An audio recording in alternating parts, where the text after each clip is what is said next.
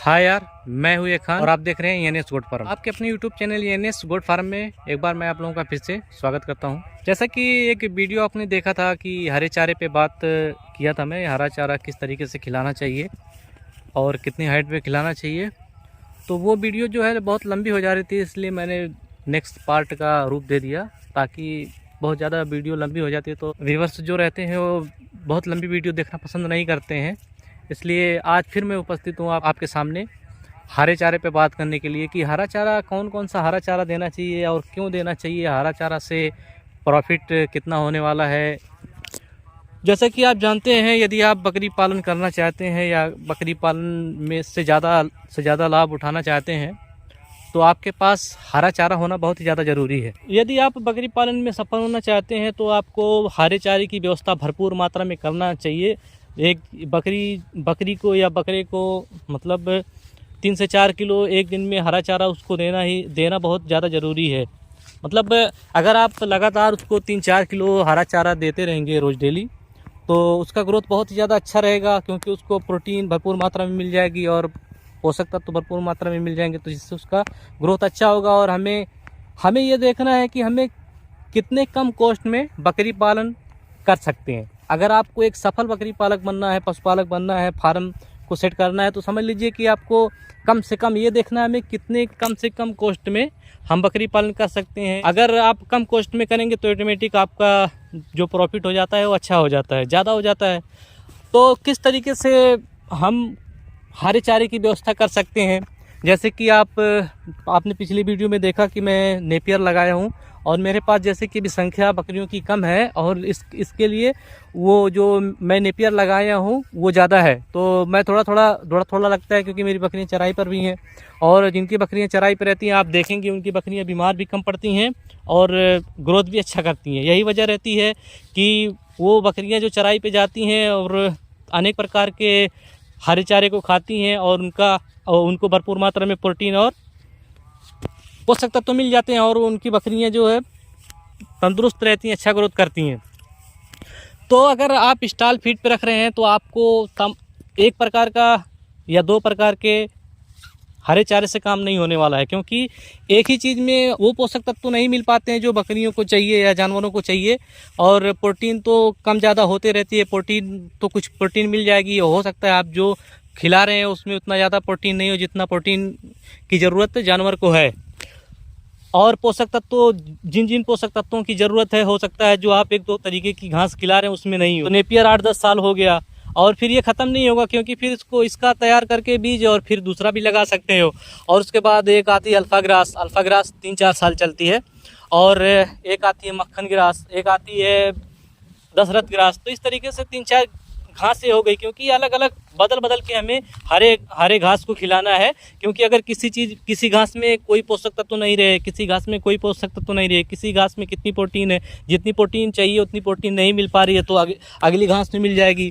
इस तरीके से ये घास हो गई जो ये 3-4 साल चलेगी, कोई 8 साल चलेगी। और जो सीजन के हिसाब से होता है तो मक्का में भी दोनों सीजन में आप लगा सकते हैं। और बाजरा हो गया, बाजरा तो सीजन के हिसाब से लगा सकते हैं। और मटर हो गया, हरी मटर लगा सकते हैं। और मटर तो कई काम में आती है, मटर जैसे उसका सूखा चारा भी बना सकते हैं, मसूर बो के उसको सूखा चारा के तौर पे इस्तेमाल कर सकते हैं। चना हरा और सूखा दोनों इस्तेमाल कर सकते हैं। मतलब 4-5 वैरायटी के जब हरी घास हो जाएगी तो उसमें भरपूर मात्रा में जितनी मात्रा में उसको चाहिए लगभग सब मिल जाएगा, प्रोटीन या पोषक तत्व। तो इस तरीके से वो बकरियां ग्रोथ बहुत अच्छा करेंगी। और अब आ जाते हैं पेड़ की बात कर लेते हैं। पेड़ जैसे कि बाड़े में होना बहुत ज़्यादा ज़रूरी होता है, क्योंकि अगर आप फार्म में जो फ्री रेंज एरिया रखते हैं तो उसमें पेड़ लगा देना चाहिए, क्योंकि गर्मी में तो फ़ायदा करता है। और साथ में हमें उससे पत्ता भी मिल जाता है, जिससे हम बदल के उसको खिला सकते हैं। जैसे पीपल का पेड़ हो गया, और कटहल का पेड़ हो गया, जामुन का पेड़ हो गया, पाकड़ का पेड़ हो गया, और इमली का पेड़ हो गया, नीम का पेड़ हो गया, बबूल का पेड़ हो गया। तो इस तरीके से पेड़ भी लगाना बहुत ज़्यादा ज़रूरी है। मैं देखो गूलर का पेड़ हो गया, ये पेड़ देखिए मैं पेड़ बाड़े में लगा के रख दिया हूँ।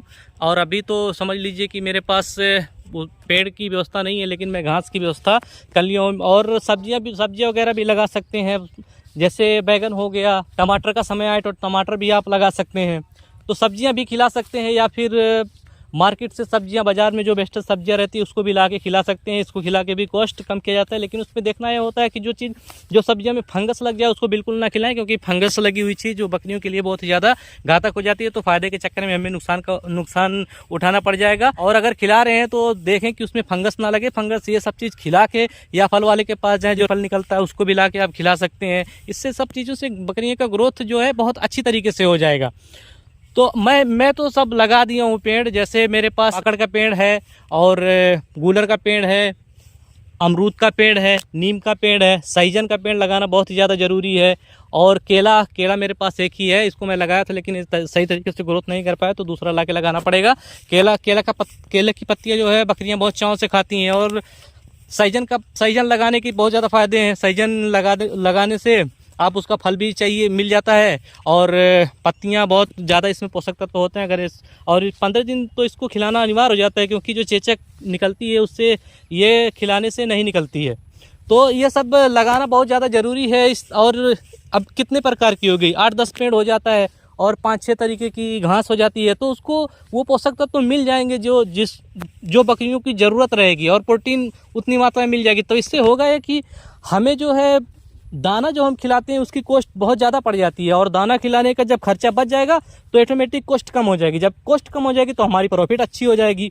तो इसलिए आप लोगों को मैं सोचा कि मेरे सामने जो समस्या आई है मैं आप लोगों को वो बता दूं। मैं अभी लगाया हूँ, मेरे पास तैयार नहीं है। घास तो मैं तैयार कर लिया हूँ, और पेड़ तो मेरे पास तैयार नहीं है। गर्मी में थोड़ा प्रॉब्लम भी होती है, हीट बहुत ज़्यादा होता है। पेड़ रहेगा उससे भी फ़ायदा होगा, और पेड़ रहने से एक और फ़ायदा हो जाता है कि उसका फल भी हमें मिल जाता है, हमारे भी मज़े हो जाते हैं और बकरियों के भी मज़े हो जाते हैं। चाहो तो फल बेच भी सकते हो, अगर ज़्यादा मात्रा में है तो उसको बेच भी सकते हो, अगर कम मात्रा में है तो उसको अपने इस्तेमाल में सिर्फ ले सकते हो।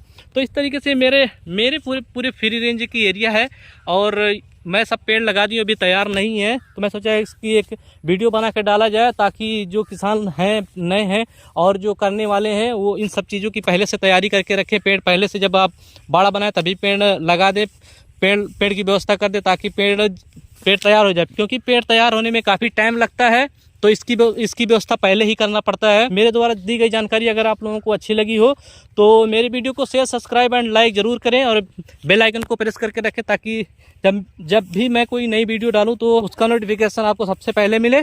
फिर मिलते हैं किसी अगली वीडियो में, तब तक के लिए धन्यवाद।